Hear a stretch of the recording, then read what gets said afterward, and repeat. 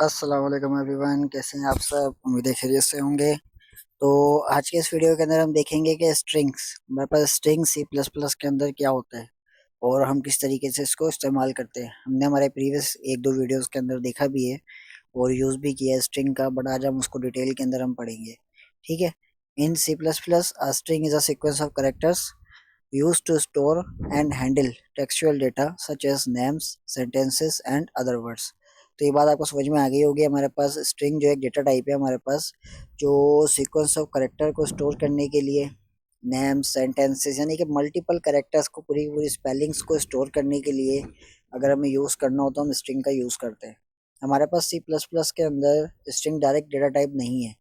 इसके लिए हमें ऊपर पहले फाइल, उसकी हेडर फाइल के अंदर इसको कॉल करना पड़ता है, इसका ऑब्जेक्ट बनाना पड़ता है, वहां से हम स्ट्रिंग को यूज कर सकते हैं।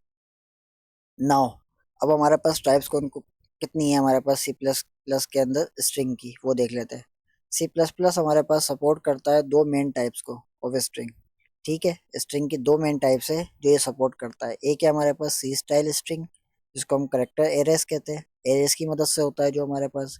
दूसरा है हमारे पास सी प्लस प्लस स्ट्रिंग। ठीक है। अब इसके अंदर डिफरेंस क्या है हमारे पास, थोड़ा सा ये समझ लेते हैं। पहले हम समझते हैं सी स्टाइल स्ट्रिंग क्या है, then C plus plus string क्या है, देन हमारे पास में डिफरेंस क्या है। A C style string is essentially an array of character। ठीक है, it ends with a special character called the null character। ये हमारे पास जो है which indicate the end of the string।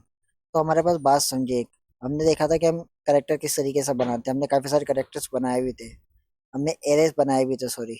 हमने देखा कि एरेस किस तरीके से वर्क करता है। एरेस के अंदर हम क्या करते हैं, पहले साइज को डिफाइन करते हैं। ठीक है, तो ये हमारे पास एक तरीका है करेक्टर एरे, जिसको हम कहते हैं सी स्टाइल स्ट्रिंग।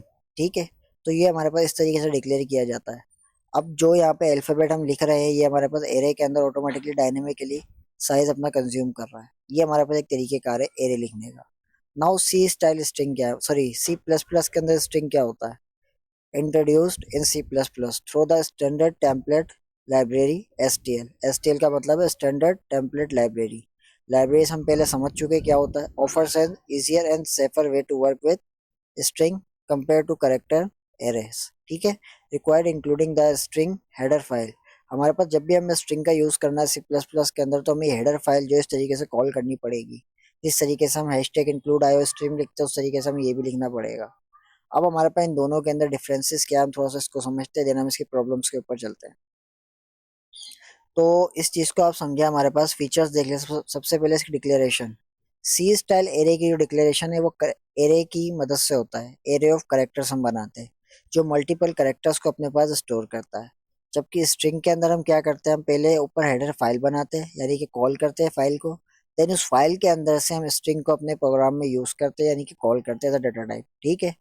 नाउ नल टर्मिनेटर, हमारे पास सी स्टाइल जो स्ट्रिंग है उसको नल टर्मिनेटर रिक्वायर्ड है। ये क्या है इसको हम आगे चल के देखते हैं और आपको समझ में भी आएगा प्रॉब्लम्स के साथ। जबकि स्ट्रिंग को इस तरीके का कोई भी टर्मिनेटर रिक्वायर्ड नहीं है। सिंटैक्स कॉम्प्लेक्सिटी अगर की हम बात करें, तो हमारे पास जो सी स्टाइल स्ट्रिंग है वो थोड़ा कॉम्प्लेक्स है, क्योंकि उसमें हमें एरे बनाना पड़ता है।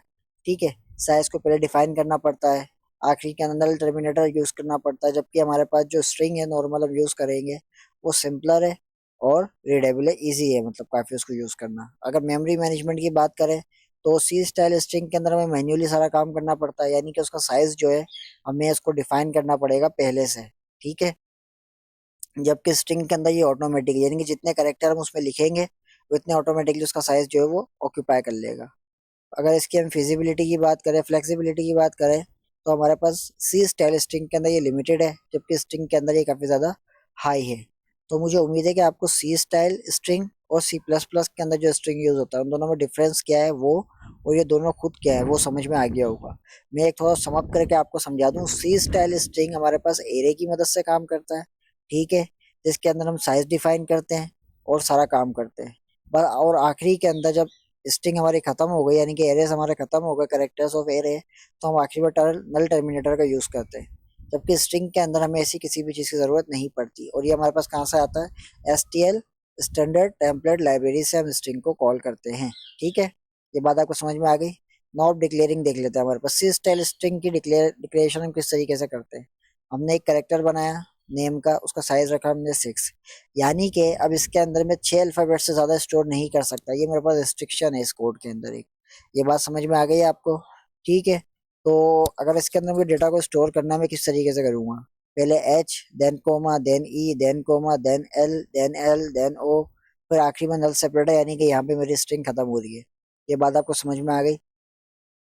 एक तरीके कार तो हमारे पास ये, देखो कितना कॉम्प्लेक्स है। उसके बजाय हमने जैसे इंटीजर, एक तरीके कार है हमारे पास ये string city Lahore double quotation के अंदर सिंपल। ये कितना आसान है तरीकेकार। ठीक है। तो ये हमारे पास है सी प्लस प्लस का स्ट्रिंग। ठीक है। जो हमारे पास कहाँ से आ रहा है? इस स्ट्रिंग लाइब्रेरी के अंदर से आ रहा है। ठीक है। ये बात समझ में आ गई आपको? सबसे पहले हम जैसे हमने आईओ स्ट्रीम यूज करते हैं, आईओ स्ट्रीम का क्यों यूज करते हैं? ताकि हम अपने कोड के अंदर सी आउट और सी इन का यूज कर सके। उसी तरीके से अगर हमें स्ट्रिंग का अपने कोड में यूज करना, तो हमें ये लाइब्रेरी यहाँ पे कॉल करनी पड़ती है जिसका नाम है स्ट्रिंग। ठीक है। ये बात आपको समझ में आ गई? तो हमने सिंपल स्ट्रिंग का वेरिएबल बनाया, डेटा टाइप बनाया, देन उसका नाम रखा हमने सिटी, देन उसमें हम डेटा रखा लाहौर। ठीक है। इसकी वैल्यू क्या है सिटी की? लाहौर। देन सी आउट के अंदर जस्ट हमने सिटी लिख के सिटी को प्रिंट करवाया, अगर तो क्या आउटपुट आएगा हमारे पास? लाहौर। बात समझ में आई आपको? अगर हम देखते हैं इनपुट आउटपुट अगर हम करें सी स्टाइल स्ट्रिंग के साथ, तो हम किस तरीके से करेंगे?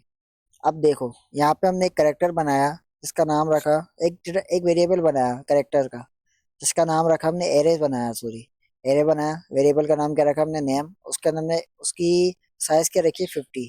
यानी कि 50 करेक्टर्स से ज्यादा का नाम अपने पास स्टोर नहीं कर सकता। ये बात समझ में आ गई आपको? उसके बाद हमने इसका इनपुट लिया, यूजर से हमने इनपुट लिया इसका। ठीक है। देन हमने उसका आउटपुट कराया गया। ठीक है। अब अगर यही काम हम स्ट्रिंग के साथ करते हैं, तो हम किस तरीके से करते हैं? हम सिंपल लिखते हैं स्ट्रिंग फुल नेम। अब वो कितना भी बड़ा नाम हो, आराम से हम यहाँ पे ले सकते हैं। ये एस टी डी से आप कंफ्यूज नहीं होइएगा। ये जस्ट इसलिए है कि अगर हमने ऊपर यूजिंग नेम स्पेस एसटीडी का यूज नहीं किया, तो हमारे पास यहाँ पर आ जाए। ठीक है। हमने सीन किया गेट लाइन। गेट लाइन का मतलब है एक लाइन के अंदर। ठीक है। एक लाइन के अंदर इनपुट लो। ठीक है। ये बात आपको समझ में आ गई? ये आप जब लेंगे इनपुट, तो आपको उससे भी ज्यादा समझ में आएगा। एक काम करते हैं, हम इसको लेके चेक करते हैं। हमने इसको कॉपी कर लेते हैं कोड को, कंट्रोल सी। ठीक है। यहाँ पे आके इस कोड को हमने पेस्ट किया, और इसको सबसे पहले हमें ऊपर लाइब्रेरी कॉल करनी पड़ेगी, हैशटैग इंक्लूड स्ट्रिंग। अब इस कोड को हम करेंगे रन। इसने हमसे क्या किया? Inter your full name. हमारे पास क्या था? हमने पहले एक वेरिएबल बनाया फुल नेम का, जिसके अंदर हमने वैल्यू असाइन नहीं की है अभी। ठीक है। उसके बाद हमने एक स्टेटमेंट प्रिंट करवाई, cout enter your full name. इसने इंटर योर फुल नेम ऐसा कैसा हमारे पास प्रिंट किया। देन हमने कहा गेट लाइन, एक लाइन के अंदर इनपुट लो, सी इन करो। ये भी एक फंक्शन है हमारे पास। ठीक है। उसने हमारे पास क्या कहा? सीन लेना है हमारे को। सीन लेना क्या? सी फुल फुल नेम। हमें फुल नेम का सीन लेना है एक लाइन के अंदर। एक लाइन में जितना बड़ा नाम लिख सकते हैं हम। हमने लिखा है यहाँ पे अब्दुल रहीम, अब्दुल रहीम। और मैंने इसको जब इंटर किया, तो इसने मुझे क्या प्रिंट करके दिया? वेलकम अब्दुल रहीम। वेलकम अब्दुल रहीम पास आया, ये जो वेलकम था मेरे पास। ठीक है। जब भी आपको एक सेंटेंसेस या कोई वर्ड, कोई नाम इनपुट आउटपुट के साथ आप काम करेंगे, तो आपको स्ट्रिंग्स का ही यूज करना है वहाँ पे। अगर आप एरेज के साथ काम करेंगे, तो एरेज में आपको आज का तो एरेज में आपके पास काफी सारी जो है ना रुकावटें आएंगी, तो ये मुश्किलात आएगी आपको, क्योंकि वो कॉम्प्लेक्स है थोड़ा सा। वहाँ पे आपका रिस्ट्रिक्शन है काफी सारी, वहाँ पे आप लिमिटेड काम कर सकते हो। बट यहाँ पे इस तरीके से नहीं है। ठीक है। उम्मीद है आपको ये बात समझ में आई होगी। गेट लाइन के अंदर आप लोग कंफ्यूज नहीं होइएगा, ये एक फंक्शन है। अगर आप ये काम इस तरीके से नहीं करना चाह रहे हैं, कोई इशू नहीं है, गेट लाइन को आप कमेंट कर सकते हो। ठीक है। यानी कि अभी ये कोड हमारा एग्जीक्यूट नहीं होगा। ठीक है। हम यहाँ पे आके सिंपल सी इन कर लेते हैं, सी इन। उसके बाद यहाँ पे हम लिख देते हैं फुल नेम, फुल नेम। ठीक है। हम इसको रन कर लेते हैं। हमने इसको रन किया, अब्दुल रहीम इंटर किया हमने, तो आपका आउटपुट क्या है? वेलकम अब्दुल। अब यहाँ पे आप लोग थोड़ा सा कंफ्यूज हुए होंगे कि क्या हुआ। ठीक है। इस चीज को थोड़ा समझाता हूँ मैं आपको। सी इन जो वर्क करता है ना हमारे पास, वो सिंपल मतलब कि उसमें आप स्पेस नहीं दे सकते। ठीक है। आपने जहाँ पे स्पेस दिया और इंटर किया, तो आपके स्पेस के बाद वाला जो टेक्स्ट है उसको इग्नोर कर देगा। उसके लिए भी आप स्ट्रिंग के साथ काम करेंगे। स्ट्रिंग का आपको इनपुट लेना है तो आप गेट लाइन का यूज करेंगे। गेट लाइन का मतलब है कि इस लाइन के अंदर जितना भी टेक्स्ट है ना वो सारा। अब यही चीज इसके साथ देखते हैं हम। मैंने लिखा अब्दुल रहीम, मैंने स्पेस भी दिया, एक और स्पेस दे दिया, अब मैंने इंटर किया, देखो अब्दुल रहीम कुरैशी पूरा नाम आया मेरा।